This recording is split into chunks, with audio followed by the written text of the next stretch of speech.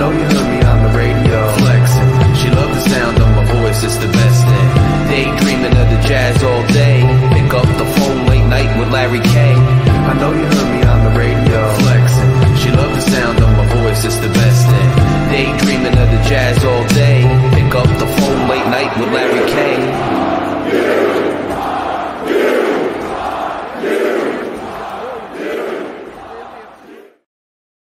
Scarlet Knights fans, Night Watch listeners, Night Watch viewers, welcome to another episode of Night Watch. I know it's been a rough week. We've got the injury news with Sam Brown that just came out today. We had the pummeling at the hands of our cheesehead friends out in Wisconsin. It hasn't been fun, but we're going to still press on. We're going to preview our homecoming matchup this Saturday. I'm not going to miss a beat. Remember, we're on every podcast platform you can think of. Search Night Watch Larry K. If you're watching on YouTube and you have not yet clicked subscribe, I'm asking you once again, click that button.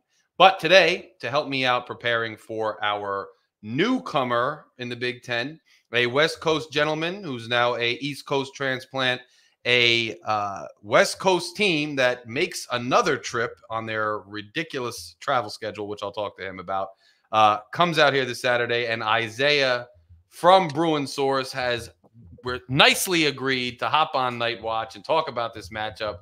Isaiah, how you feeling? How you doing, my brother? I'm good. Thanks, Larry, for having me. Yeah, Night Watch is something that I hold specially to me because, as I mentioned before, we were ripping off about, is that I also share some Rutgers connection. I'm a student currently, and so I'm able to see a little bit of both sides, but also I'm going to put on my hat, which I have on today for the Bruins. And yeah, I'm here to answer any questions, go over that. I think it was appropriate for me to be a representative of Bruin Source. And I'm excited to talk about this homecoming game. Yes. And whatnot. Now, speaking of excitement, how do you guys feel? I mean, you know, coming from a West Coast conference for so long, you have built-in rivalries, you have tradition, you have a time zone that's a little more together. How has it been? How did you feel when you first heard you're coming to the Big Ten? How have fans and the program seemed to adjust? Is it welcome? Is it kind of okay? How is it going with Bruins fans? So there's two sides to it. You know, with any big move, especially a historic move where you're leaving a conference as old and historic as the Pac-12, and you know, we kind of had our mascot and Bill Walton cheering us on and making sure everybody knew we're rest in peace to the Conference of Champions. It held a dear place, but at the same time, I think the biggest issue, just to preview on it, this could be its own episode in itself, and I'll spare most of the Scarlet Knights this, but there was just incompetence that was taking place with the Pac-12. If anything, we know Scarlet Knights have jumped many conferences in their own self, so this for us was a big leap. And I think the thing that people were most excited about, of anything, no matter the historical changes, was the fact that they were going to get more visibility. The one thing about the West Coast, it knows that East Coast viewers are generally asleep or out and about in the city, and they're not watching the games that the West Coast teams play.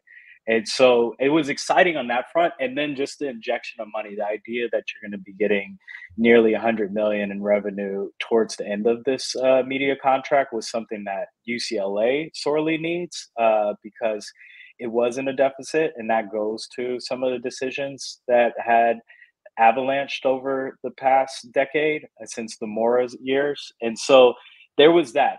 I don't want to say it necessarily was a lifeboat in that sense, but it has been kind of exciting for the eyes that are going to be on it, and definitely the money that's going to flow into the athletic department.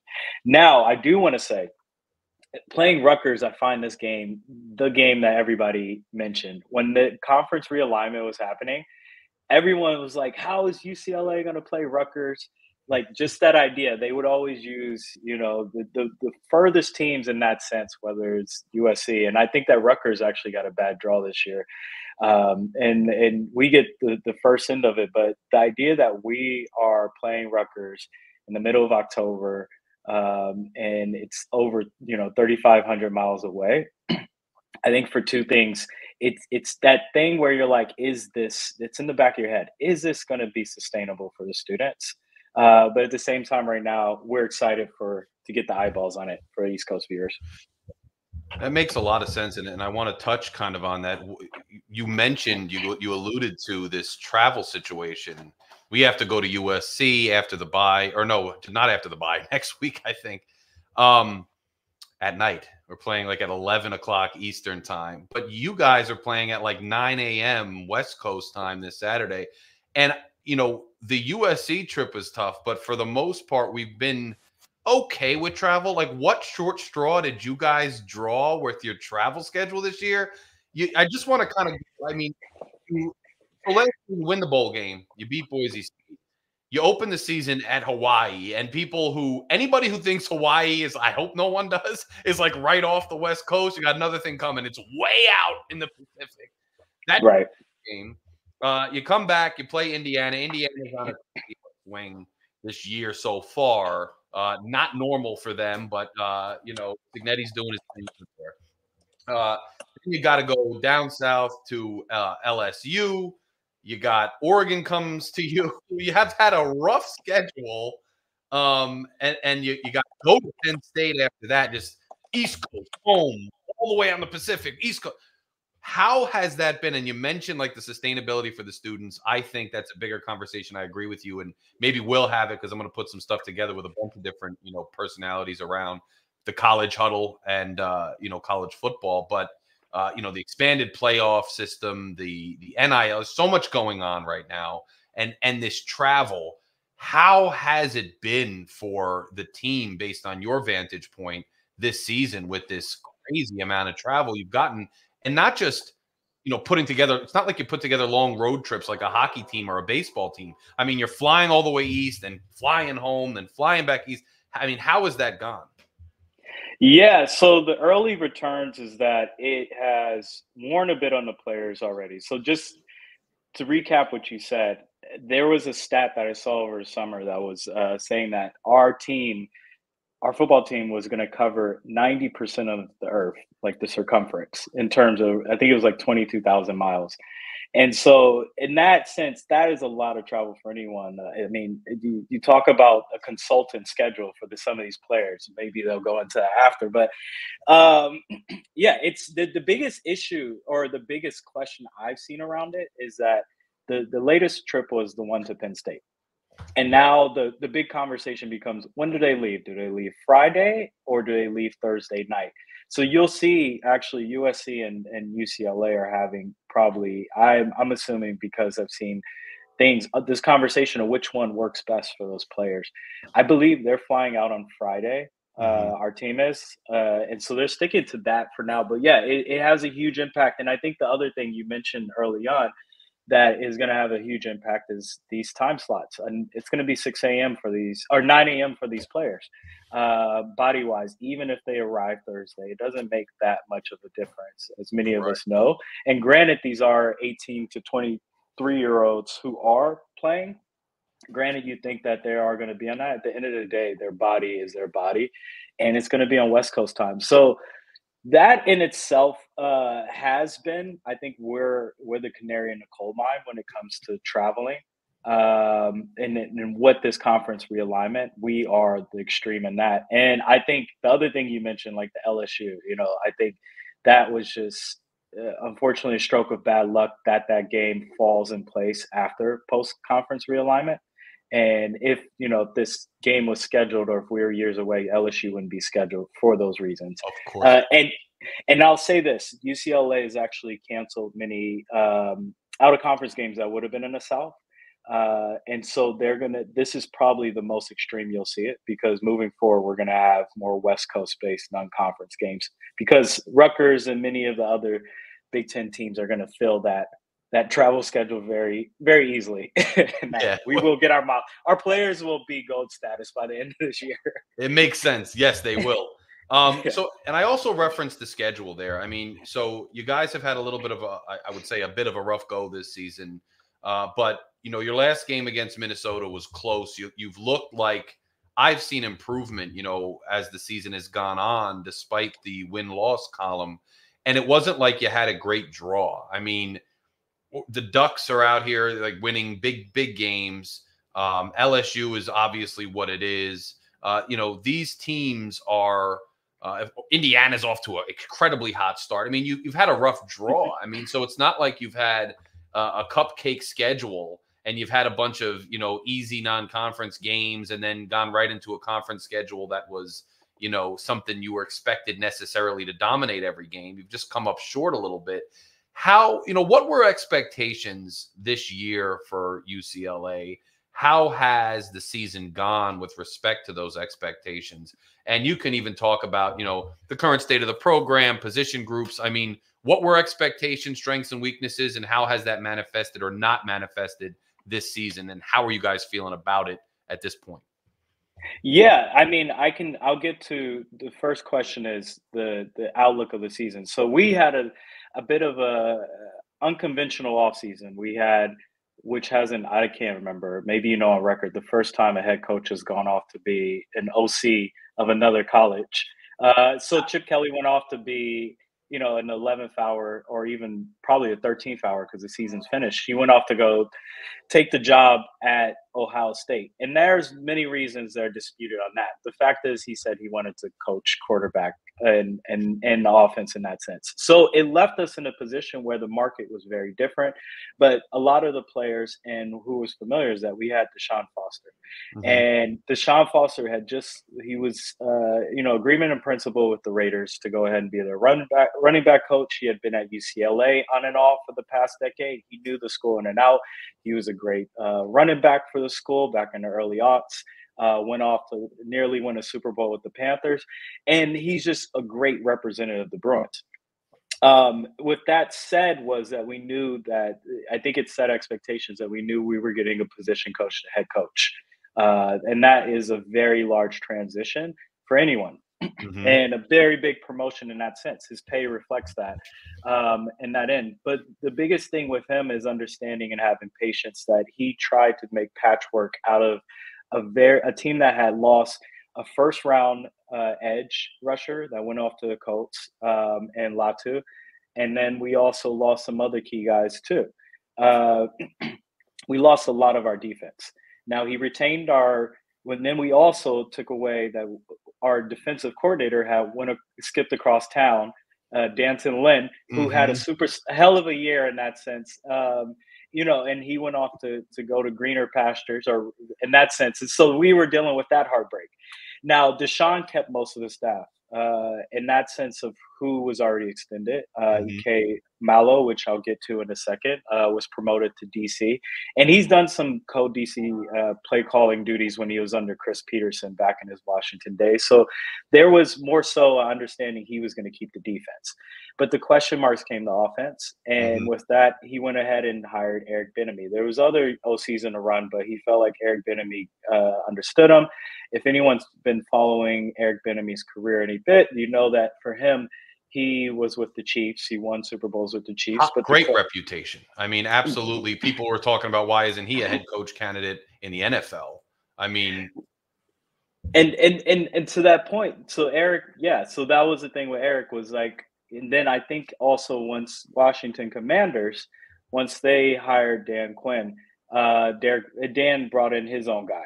And so Bieniemy was out without a job at that point, and we thought we had landed a guy who clearly, had the recruiting chops and the name and the pedigree behind him, and a running back himself. So I say that because it was question marks at the offense, but we knew we had NFL pedigree between the head coach and offensive coordinator.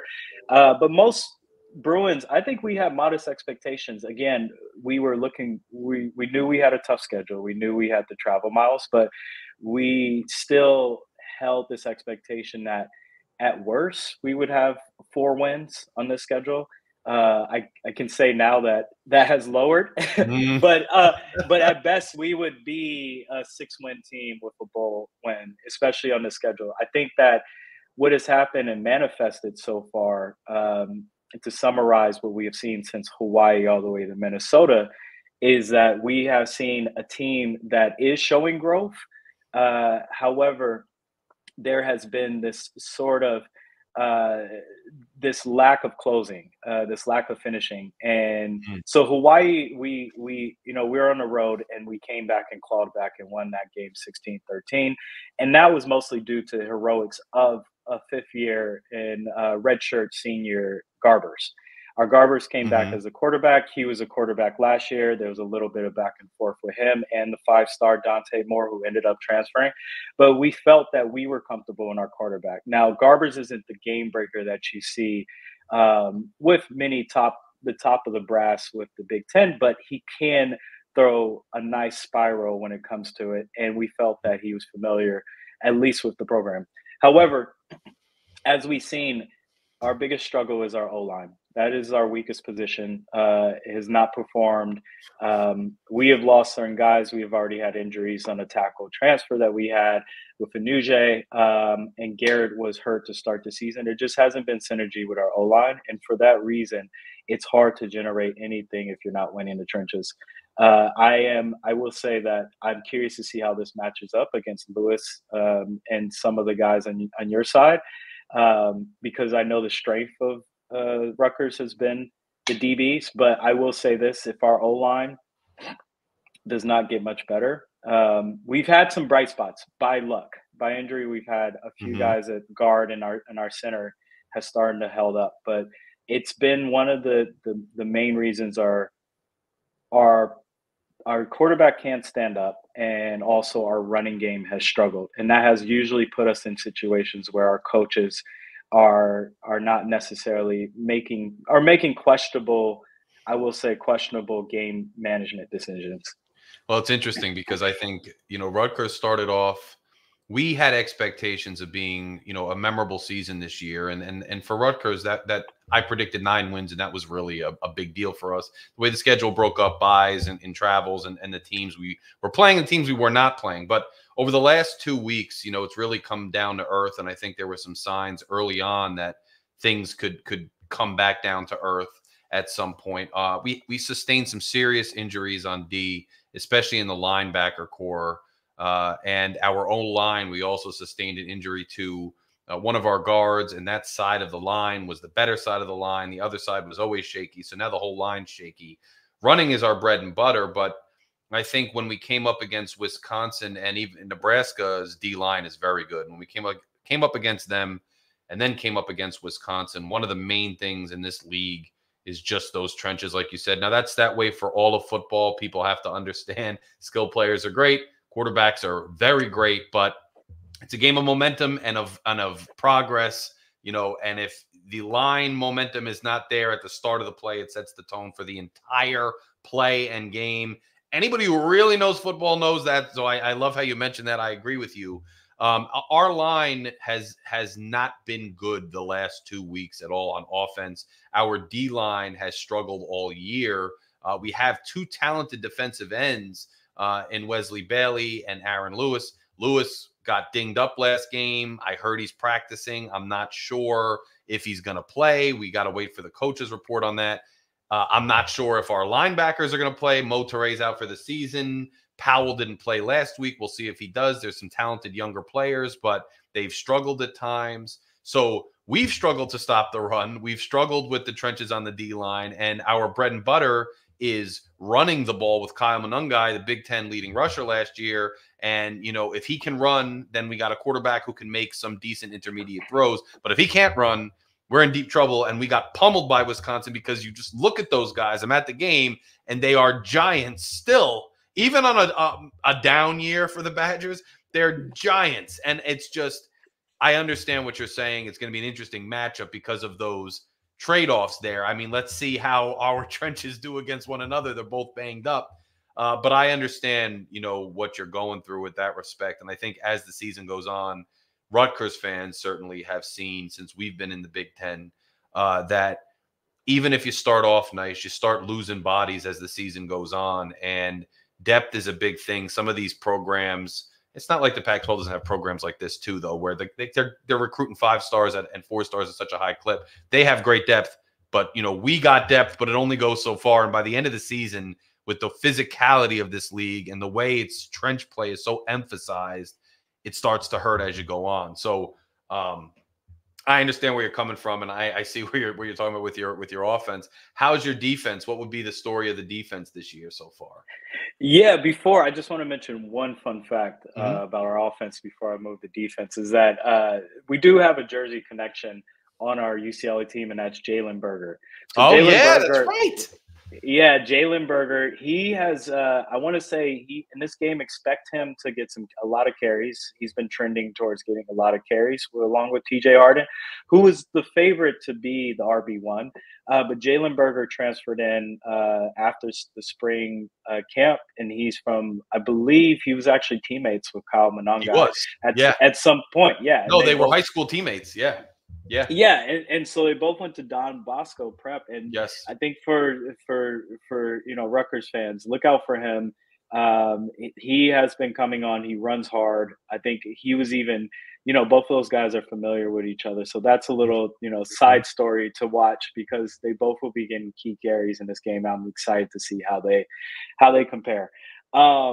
Monangai is obviously, I mean, that guy is wonderful. So like he's incredible in terms of how he hits the hole. So I'm sure he'll do his fine, but I'm curious to see how Berger if he has a chip on his shoulder coming Mhm. home. And so okay, so defense is interesting. So I think that right now statistically we're ranked in the low 50s, and all things considered, with the offenses we've played, the defense has actually played really well. Mhm. Um, Now, in these games, it's hard to come away feeling that way, but what you see, we don't have much pass rush. Pass rush. We don't have the pass rush we had last season. Granted, we got five sacks against Hawaii, and then that was a mulligan. That necessarily wasn't for the rest of the year. Our next sack that we had was against, I believe it was either Oregon or Minnesota. It was either against Penn State. I think Penn State was the next one between Hawaii and whatnot. So we went approximately about 4 games. But in that sense, even without the pass rush, what we do have is two key guys, linebackers. One who's an emerging star who's come on with a walk-on linebacker. I mean, everybody loves the underdog story, and that's with Schwetzinger. And I'm still struggling to say his name, but you'll see him on the field. The guy has a nose for the ball, and I think he is going to be keying in to see, what your QB and Athen and Monangai are really doing. And Mhm. then the other one who's also had a little bit of preseason hype as a all Big Ten honorable mention type of player is Kane Madrano. Mhm. Now, this guy used to be he plays with force. I mean, there's those guys who just it's funny for him because he is he actually flipped from offense, and so he came in as a wide receiver. But then you just see those guys who you're like, they should have been playing this position. They Yes. were kind of misplaced in that sense because they just have a way of tracking guys as well. So I say that because our linebackers are strong. And then we have a DB who's transferred in from Cal. And if Mhm. anybody's a little bit familiar with Cal, the thing about Wilcox is that he's an excellent DB coaches. So we had him come over from down from the north, and he's been playing really well this year. I'm curious to see how he does against your wide receiver, the one who transferred from Monmouth, I think Miller, Christian. yeah, Miller is the kind of kid who can find the holes. He has good hands. He's been reliable. As an FCS leader last year. We might have some shuffling. You might see this Christian Dremel, who led Right. our team last year, but he plays that slot position where Miller plays. Ian Strong's been banged up a little. He's our bigger receiver. Chris Long has struggled, so we might see a shakeup, but you'll see Miller. And Miller's been kind of the most consistent because the other guys are banged up and struggled. But him and Dremel, I would watch out for. It's going to be fun to see that matchup for sure. Yeah, and I think if Shiano, I mean, if he's looking at anything on his team, the one key guy on our defense, the one star who I should have mentioned from the get go is Jay Toy. Hmm. Jay Toya is an NFL player in every sense, and Hmm. he's probably going to be a top, like a fourth or third round defensive tackle. That guy pushes up the middle, and if anything, you're not going to be running up the middle against him because that has been anytime this guy he's been great since last year. We lost our other defensive tackle. We spoke about injuries, and that really hurt us. We're thin, but we're extremely talented in the middle of our defensive line. So while we don't have the pass rush, I am expecting Shiano to cook up sort of screens or to get Mungai kind of in space or these outside zone runs, because that's sort of the soft spots on our defense. And that's where I've seen teams break away to get those key conversions. But in that sense, I'm pleasantly surprised with our defense with Malo. Some of his calls that he's done have been extremely clever, sort of like the fan favorites where you like just send all guys right now. And while it doesn't always turn into a sack, it turns into sometimes in the past few games at least, it has turned into getting a stop. So that's been the key thing. Again, 9 a.m. You never know, but or 12 p.m. Eastern time, but 9 a.m.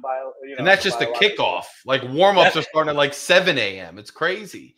But right. You know, you mentioned the outside runs, and I just hope Kirk Shiraka, our offensive coordinator, like I hope he listens to this show, or I could put him on the phone with you or something, because he loves to run up the middle, and we've been begging him, do something to stretch the field. Now, we've struggled when we've tried to stretch. You have a tight end, Kenny Fletcher, that got banged up last game. I don't know what his status is. He was a converted D lineman. He came over to tight end. He's played well this year. But Sam Brown is out for the season. He's injured. He was our backup. Antoine Raymond, though, he's a freshman who's probably going to be playing the number 2. I think he's got the ability to get outside as a running back. And so I hope Kirk is listening and tries that, because it looks like if the middle of your D-line is stout, we have struggled with that. It's hard to get our bread and butter working if we try to keep running up the middle. And even Kyle Monungai can cut back and can get outside. Maybe they should cook something like that up. I think part of what Rutgers fans might complain the most about so far this season has been our, what I would call kind of a lack of imagination on offense and a stubbornness to change it up. So I hope for our sake, they saw your tape and know that where the weaknesses are on the edges, but we will soon see, Isaiah. We will see. We will. So we'll see if these coaches, they stick to their DNA. And sometimes it's right there in front of you. But yeah, yes. I hear you. The other thing I do want to say, going back to offense with EB, Eric Bieniemy, is that we've seen, I will say, I want to give him credit. Now, while we felt his playbook has been too complex, there was one week, it was before the Penn State week, where he said he's going to dial it back. And Ethan was hurt that week, so we actually had our Justin Martin, another 4-star local SoCal kid, and who's been in the system for 2 years. So this is his 3rd year. He managed the game really well.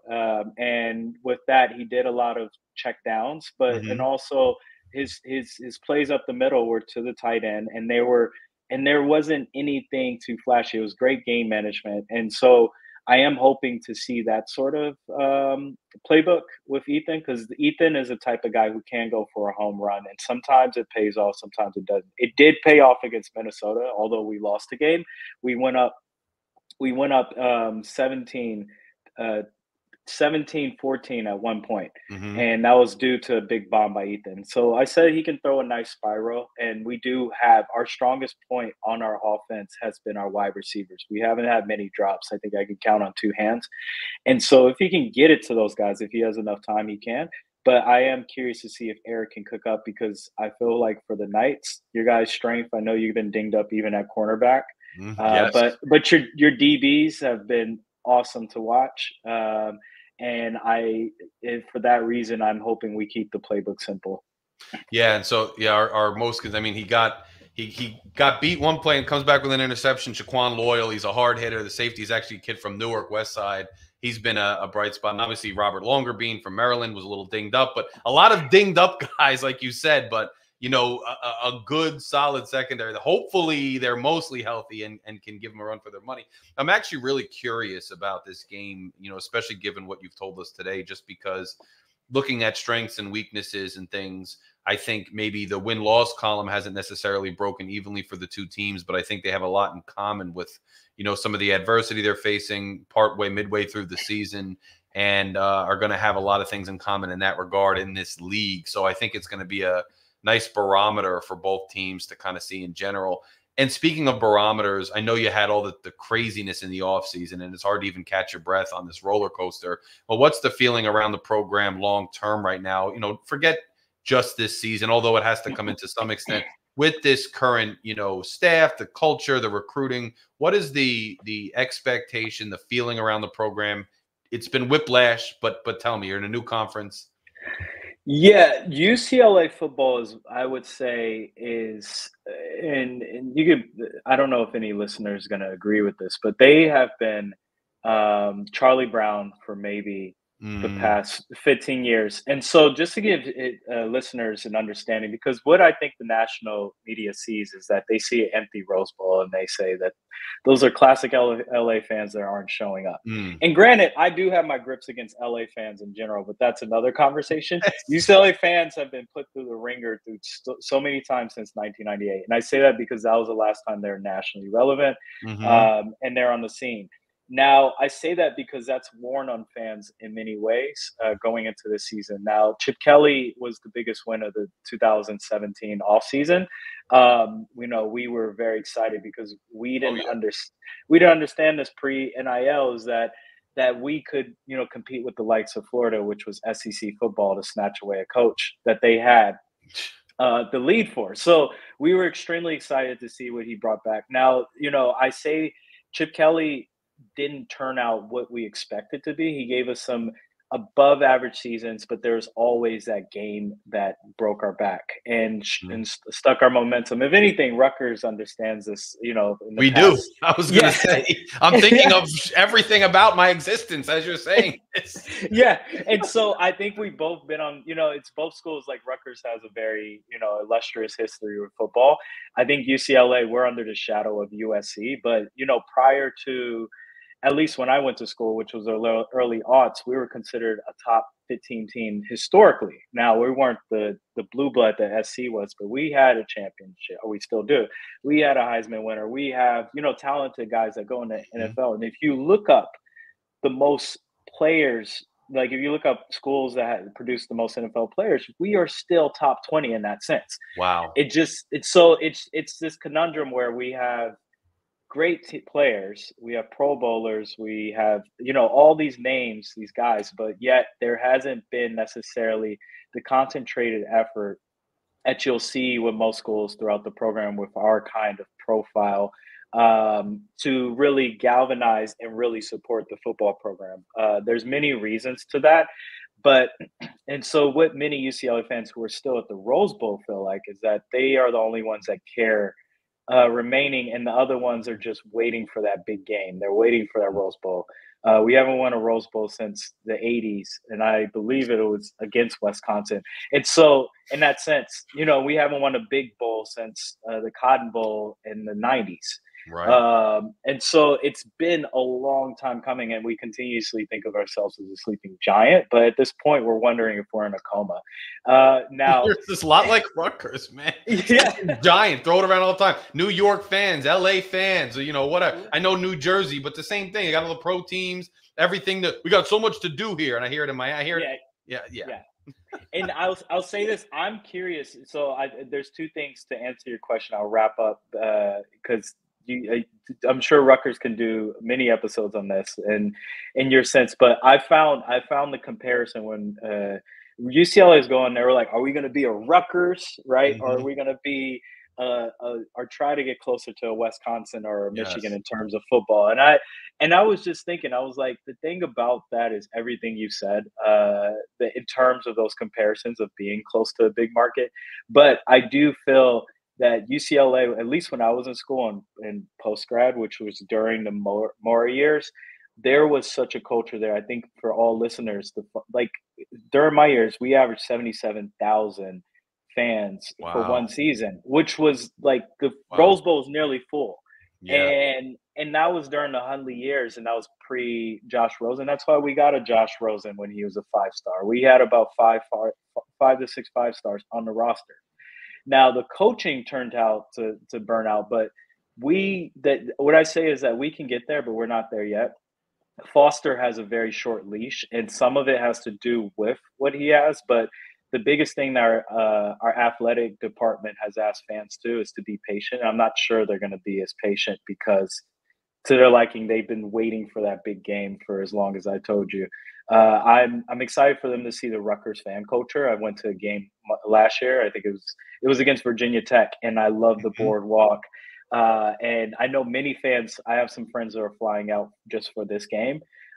Many Bruins are coming out down from the city, and they're going to be hopping on the train. We have a Bruin bash that we put on, and I'm curious for them to see because they're looking at this Rutgers team that has an on-campus stadium, who is not necessarily known as this the top of the brass of the Big Ten, but still has a fan culture when you guys are at least winning a bowl game. And so Oh I yeah, say that yeah, the and tailgate scene UCLA and homecoming too. It's gonna be a lot of fun. Yeah, and it's because cool our for them stand to see that. Yeah, because and my point is like maybe we reset expectations until we get to that and just get excited about winning 8 or 9 games. Because when we always lost that game to Stanford in the past or tripped up against the Arizona school, it stalled all momentum because we were excited about going to the Fiesta Bowl or Rose Bowl, and we just didn't. We just didn't. We missed the mark. Mhm. And so I say the honeymoon is short, the leash is short for Deshaun Foster, but I do think the AD gives him one more year. If he can string along four wins, the thing with this program is that 4 wins in a row, and I say that I want to be careful with saying that. Not 4 wins total for the season, but 4 wins in a row, Right. at least to show some momentum and progress. UCLA fans are also very forgiving, and they'll come around. But to that point, it's very much similar problems to the Rutgers Knight. To the Rutgers Scarlet Knights, because I look at us as kind of cousins in that sense, and Mhm. very close that we deal with similar issues or different similar dynamics. Makes sense. No, so I'm going to ask you. I have a couple more questions for you just to make it interesting because I have questions I think people do just in general about California and the universities and stuff, just cool stuff. But first, prediction for this game. I mean, based on what you kind of seen from us and based on what you guys have done, prediction for you. Yes. Prediction is that um, this is going to be a dogfight. I think that between both of these teams not having the depth that other teams have, but I think each team, our strength plays to your strength. Hmm. What I say is that our wide receivers plays to yours, to your DBs, assuming that your DBs will be there and partially dinged up. And then I think the thing is I expect Rutgers to it to be a close game. The thing that I've seen with our coaching staff, and this is, I mean, it's kind of a knock on them, but they've been horrible at game management. Just to be frank, Hmm. it's not an exaggeration. There's been things that they have, called on, and in that sense, the game management has been questionable. We've used timeouts that have come to haunt us in the past, and us being on the road 12 p.m. not slash 9 a.m. start for these players. I expect Rutgers to win in the low 20s and us possibly similar to the Minnesota game in terms of that score. It was 21-17 for that game. I don't expect that to be much different for Rutgers. And I think the factors of it being at home, the factors of Rutgers knowing how to score in Piscataway and that stadium is going to play in its favor. I could see that. And I think our lawyer minds work alike because I was thinking the same thing 24-21 Rutgers. I was predicting that. I don't know what the odds are now, but I think it's going to be a dogfight. I think it's going to be a tough back and forth game. I think it's a game UCLA wants for sure to try to get on track, but I think Rutgers really needs to salvage what they wanted to be, a memorable season, which still has a chance if they can win this game. So definitely think it's going to be a rock fight. I definitely see a close score. I definitely see it in the low 20s. We will see what happens. Hopefully the stadium is rocking. It's homecoming. You had the disappointing loss last week, and it's a noon game, but hopefully it's rocking, and it'll be cool to welcome Bruins fans in there. We had some crossover to a Miles Johnson, the basketball player, was from Southern California, I believe Southern California, not sure, but came over here to play ball and then went back to UCLA. So a lot of stuff. And two questions, just like generally. One, the Rose Bowl, man, the history there, and I mean it as the stadium. What's it like? I mean, I don't know. Do you feel the history? I mean, because It's a long story. I'm a Miami Dolphins fan. The Orange Bowl's gone. Giant Stadium had, I don't know, it's in the 80s built. Now it's gone. It's a new one. SHI, I mean, Rutgers has a football history going back to the 19th century, but the building is not the same or anything. I mean, is there any goosebumps you get because of the history there? And I always, it's one of my pilgrimages I want to make. I'm thinking about maybe trying to get out to LA for the Olympics, the next Summer Olympics, because I've never been, and I'm fascinated by the metropolis, given that this is the other metropolis on the other side. But I don't know, any feelings or any sense of pride that you guys have with that building in particular? Or? Yeah, you mentioned a sense of pride. I think the issue that even the groaning about especially older Bruins, right? The ones who've gotten to see the success of UCLA during the Terry Donahue days, who's the most winning Pac-12 coach of all time, is that the Rose Bowl is historic. So I say, no matter when, that venue in itself is gorgeous. It's just one of those that you walk into. I'm trying to think of an East Coast comparison. I was gonna say Yankee Stadium to a degree, but I don't like that. It probably gives you that same feeling. You're like, I'm here. Like you look around and you can't believe that you're there in that aspect.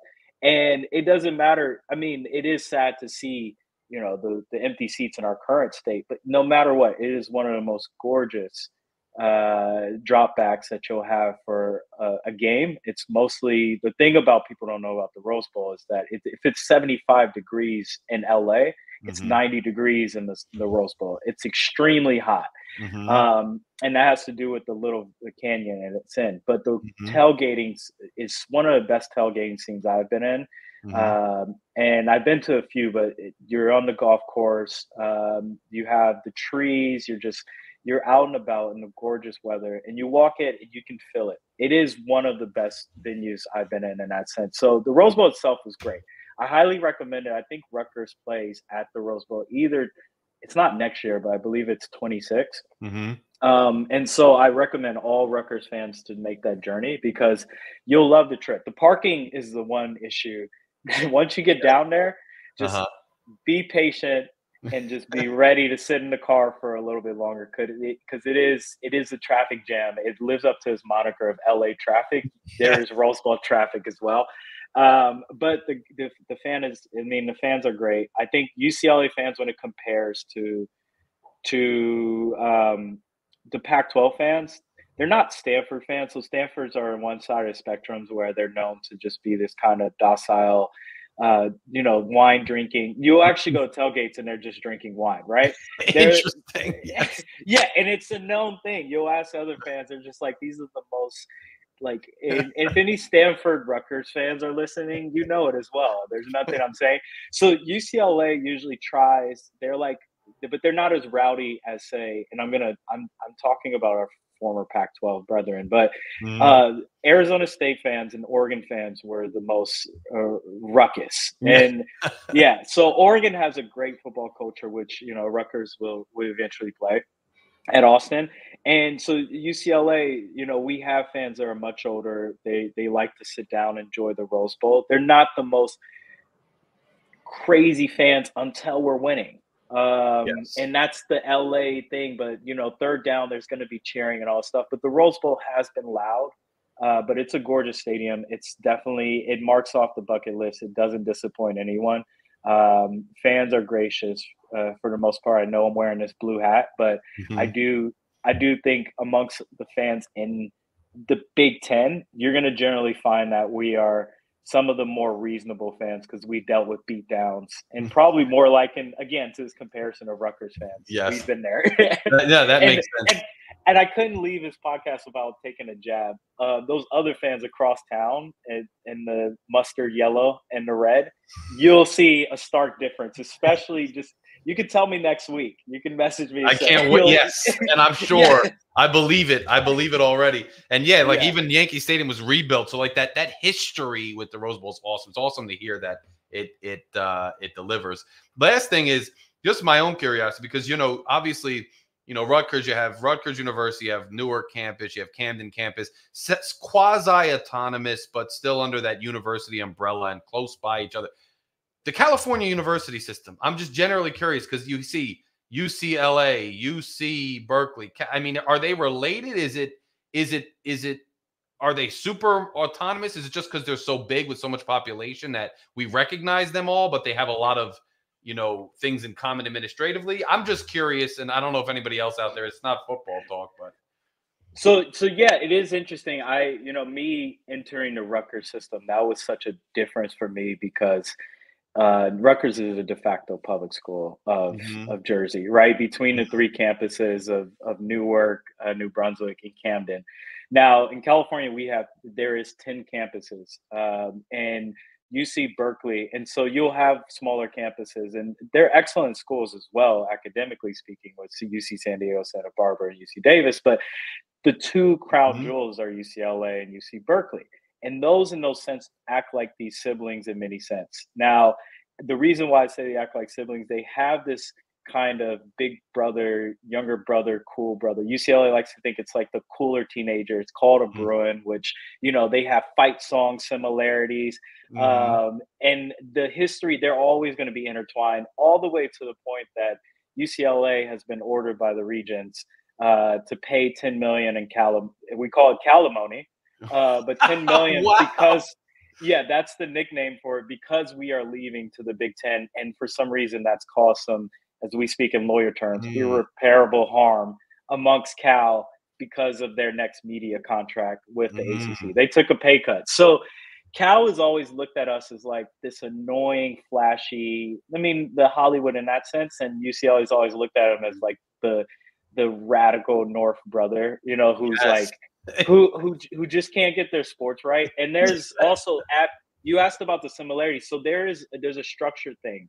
There isn't UCLA's biggest issue in terms of the admin has been its lack of buy-in with the administrator and athletic department. So the school itself, there's a separate thing. The athletic department pays rent for nearly $1 million per year for our basketball arena. Similar to Rutgers too, man. The same, and the Right. deficit is same. It's very maybe it's the coasts and the metropolises we live in. But keep going. I so you have things like that, but Cal, they did a renovation on their stadium, probably about like 10 years ago, and it sunk them financially. However, they did get a loan from the school, from the department itself, and that in itself gave them sort of a lifeline for coming back around. And for that reason, now we have this kind of this bitterness towards them as we leave because we have to pay this $10 million, and we're also our books are in the red, so it's been frustrating for us because we just got this Big Ten thing.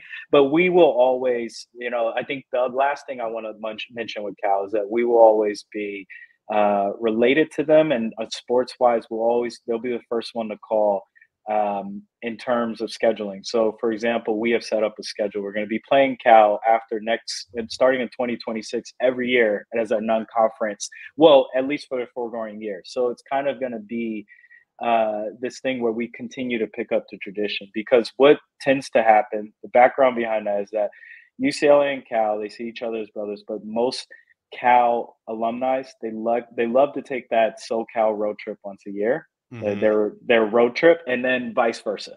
They Yes. love, both of them. It's always been a thing. You either got into Cal or UCLA, and then you chose which one, and you'll have friends from both. So they're going to keep that tradition going. But there is this kind of also this tug and pull with them as well.